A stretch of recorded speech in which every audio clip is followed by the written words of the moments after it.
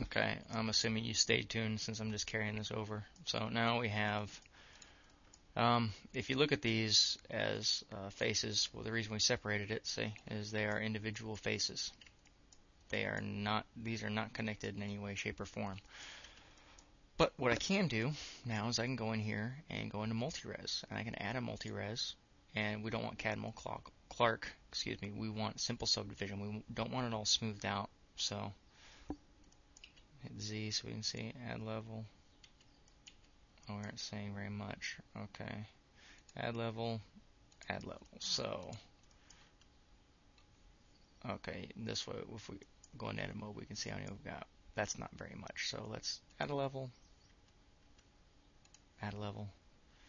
and that's not much, but that'll do for now. Hit Z. Okay, now what we're going to do is go into sculpt mode.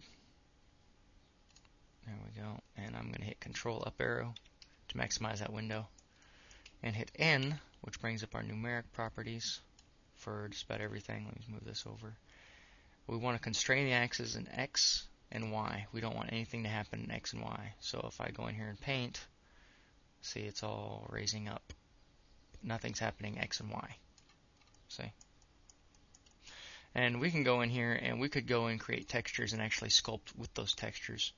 I'm not going to do that to make an example out of that's a whole nother tutorial about sculpting altogether. I'm just kind of showing you what you can do. So I'm going to grab, makes it a little bit easier. I'm going to change the brush. Let's get rid of this one. And let's get rid of that one. Let's kick that out just a little bit. Yeah, a little bit more World of Warcrafty, since that's what the kids are playing. Okay. Anyway, so the terrain is directly, the brush is pretty much directly associated with the distance you are to it. It gets a little bit smaller if you get closer or farther away. I'm sure there's a way to change it that I don't know about. So anyway, you can also smooth it. Like I said, this is not about using the sculpt tool. I'm just doing this to show you that you don't have to have god ugly terrain.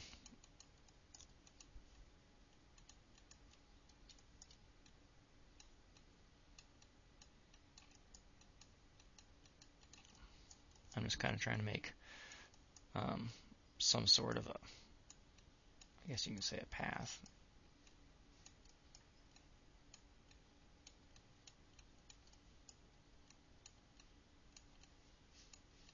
Look at me go. I am just amazing.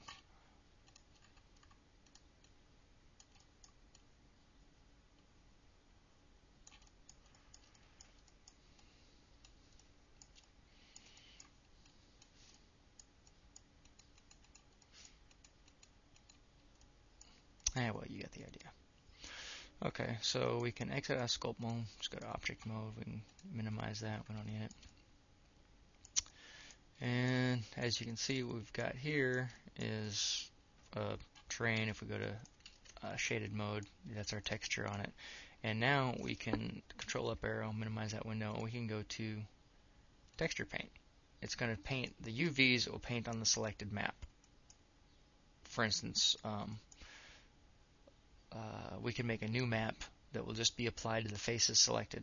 It's kind of confusing, but I just need to show you though. Okay, so image, new, and we'll actually load one image, open. Let's go to, whoops, I can do this, scenes, let's actually go to maps, and game, dry plaster. Okay. Okay, so we've got to go to sculpt mode, scope whatever, level 1, but we're just going to apply the multi-res and we don't have to worry about that anymore. Okay.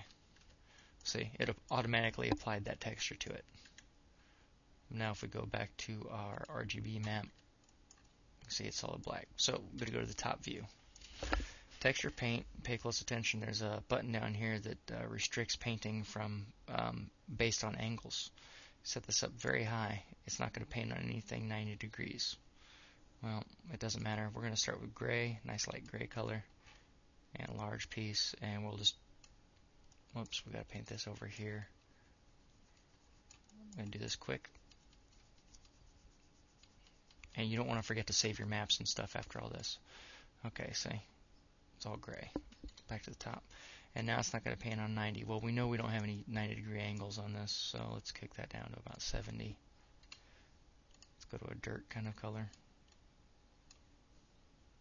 And let's lower this because it eats a lot of resources. This is just an example. Okay, so let's 60. Let's also increase that opacity. There we go. And you can see already in the viewport that it's basically we're painting our texture based on incidence angle, so to speak. There, see? And it's a low resolution terrain and stuff, so no big deal. I'm going to use that, lower that a little bit more. 50. There we go, nice and clean looking.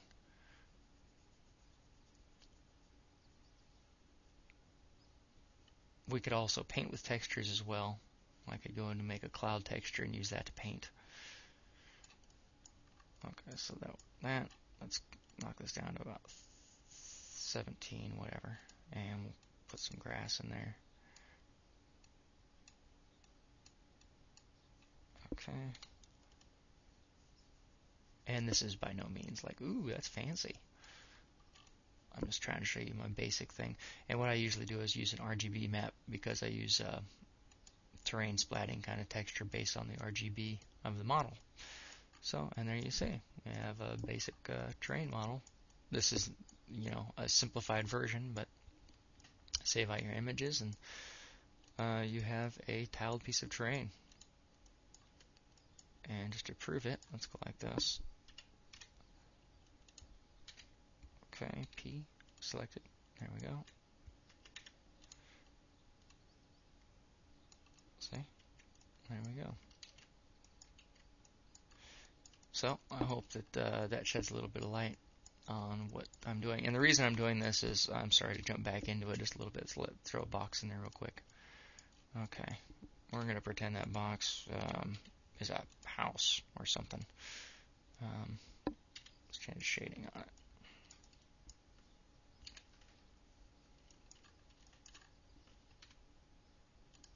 Okay, say if we're on this hilltop, and you would see that it's not meeting up to it. And what I would do is place my object, go back into sculpt mode, tweak that out a little bit. We can still sculpt. Sculpt mode. Make sure we have grab, and kind of move these up to meet our desired object or whatever we're doing. Put a walkway up to it, all that. This is a very poor example, but bear with me.